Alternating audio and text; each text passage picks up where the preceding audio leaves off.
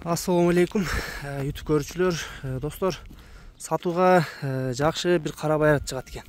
Улагы, үйүрү баары там аят экен.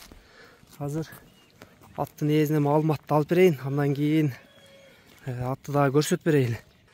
Руслан, атың боюнча бир маалымат берем. Аттын үйүрү, улагы тамай. Үйүрү, улагы тамай, Жаш канча болуп калды бунун? Жаска 4 аз. Жаска 4 азы чыгып атыр, Эртең 25 улак бар экен, эртең айылда. Айылда улак бар. Улакка чабып көрө алып бер. Бастырчы. Эртең достор 25-нде ушул айылдын улагы бар экен. Ушул жерде келип чабып көрүп текшерип алсын дейт. Топко киришин, чыгышын, эми акыркы улактар болуп калды. Азыр баазын да сурап берем достор.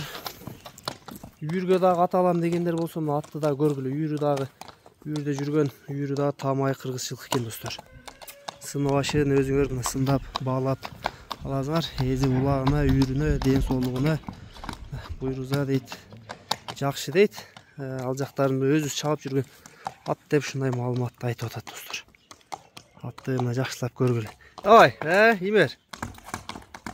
Жылоологондоруна көрсө болот достор. Бир така түшүп калыптыр атын.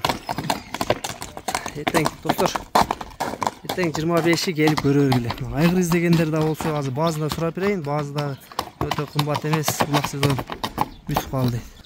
Руслан, эми аттын баазын айтып кой. 220 миң. 220 миң сом, Долларга да калькуляторго салып койгоч, долларга да айтып коелу. Доллар канча болуп калат экен, Руслан?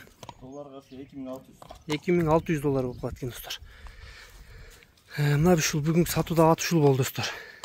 Эртең 25-и келип чабып көрүп текшерип алсаңар боло берет экен. Баазы айтылды, маалыматтар айтылды. Буюрса ден соолук буту колуна кепилдик бар деп ээзи айтты достор.